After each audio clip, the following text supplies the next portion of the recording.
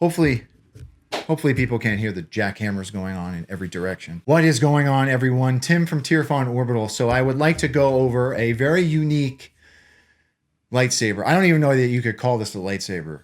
I would like to go over an install commission that I completed on a Hilt from Jawas Junkyard. So this is called the Bright Star. Knowing Leon from Jawas Junkyard, this is probably based on something from Yu-Gi-Oh! Or Pokemon or something. I don't know. I've never seen this before, but I did install it with a Proffie board. So I do want to talk a little bit about the chassis. I want to talk about the install. And then obviously we'll come up top, talk about how to use it, and then I will try to put a blade in it without stabbing myself, right? So without further ado, this is going to be a quick one. Let's come into Fusion and talk about this chassis. Okay, so let's start off with let's talk about why these two panels are like this. So I've talked about this before in past videos, but I have been doing chassis in PLA and PLA carbon fiber. So this particular chassis was done, the main chassis was done in regular PLA, matte black PLA, which I really, really love, by the way. So I'm relatively new to the PLA printing game. Okay, I started with like regular PLA and it printed very shiny. And I don't like that.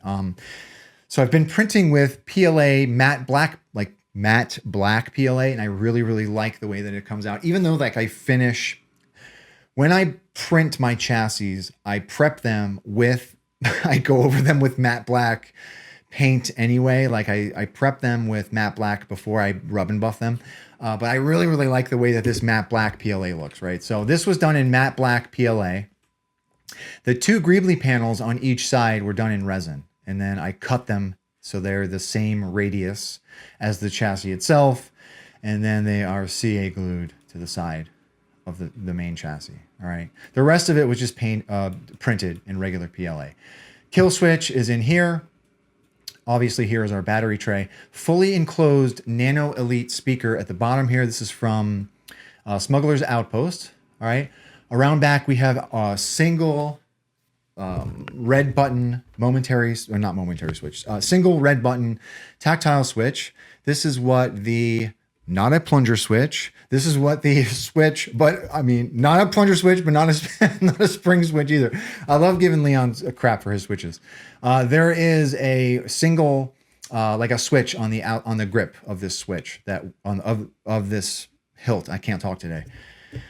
There is a switch on the grip that will make a contact to this tactile switch on the chassis, and we'll talk about that. It'll be more clear when I come up top. This channel on the spine of the chassis is for a blue abalone strip. I wanted to put something a little bit classy on this chassis because the hilt does look a little bit classy, right? So I wanted to put something nice on this.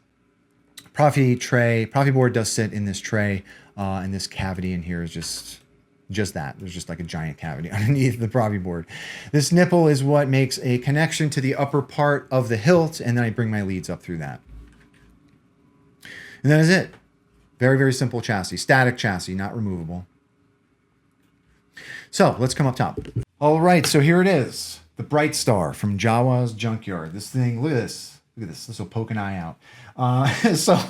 Very, very unique hilt. I'm not sure if this is based on... I don't know what this is based on, full disclosure, right? So I had to approach this install a little bit differently because we have a switch so low here. Thankfully, this is not a magnetic plunger switch. It's not like a spring-loaded switch. It's just kind of a floating switch. So to the customer, you do have to keep something in mind when you're unthreading and threading in this grip, right? You want to make sure that this doesn't catch on the chassis, right? So just kind of be careful when you're unthreading the grip. If you kind of feel it stop and get caught on the chassis, just kind of pull out that switch a little bit. It doesn't usually happen, but just keep that in mind, right? So you want to unthread your grip. Here is the chassis, okay? There is that blue abalone switch at the bottom. Battery tray is here.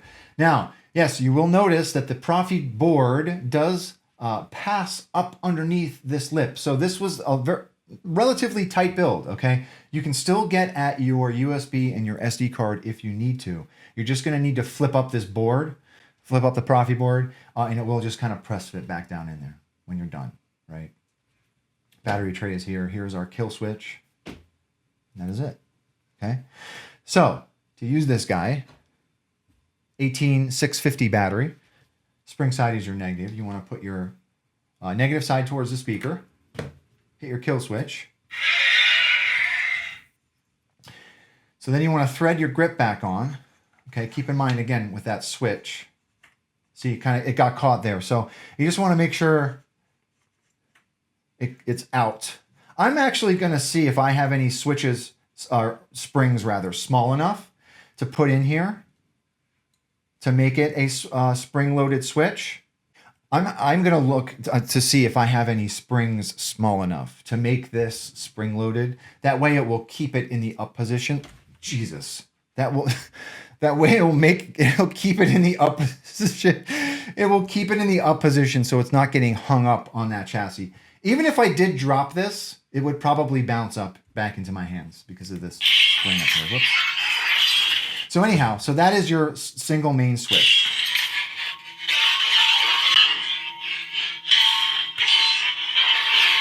Single button Proffie.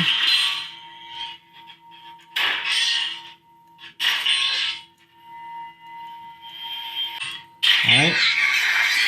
So putting the blade in this is another interesting situation. We have, I mean, you can't really call this a blade plug, but there's like a magnetic gem up here that you have to take out before you put your blade in, right? So let's come down to the bottom.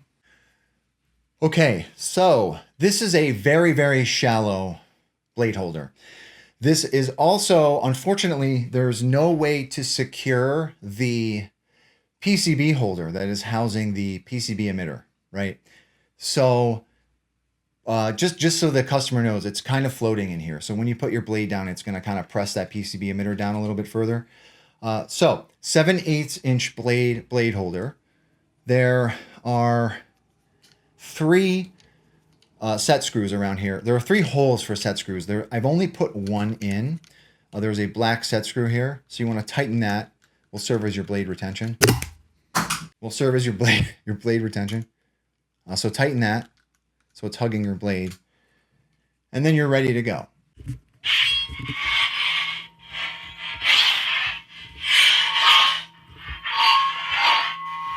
I mean, it does look very cool with the blade going through those tines there.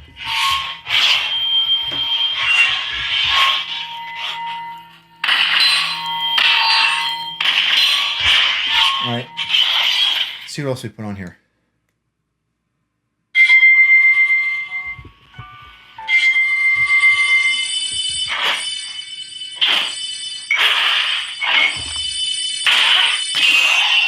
Okay, one more. I think I put like some Zelda and some Final Fantasy fonts on here.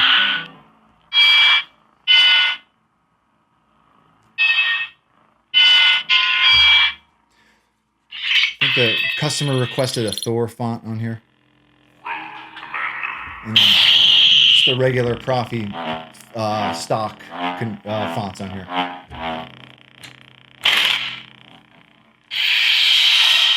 Smooth fuzz.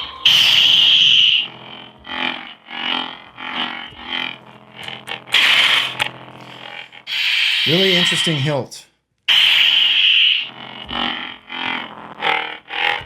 All right, so that is the Bright Star from Jawas Junkyard. As with most hilts from Leon, very, very unique. Very, very unique hilt. I also think it's cool that we get this magnetic kind of blade plug thing here, right?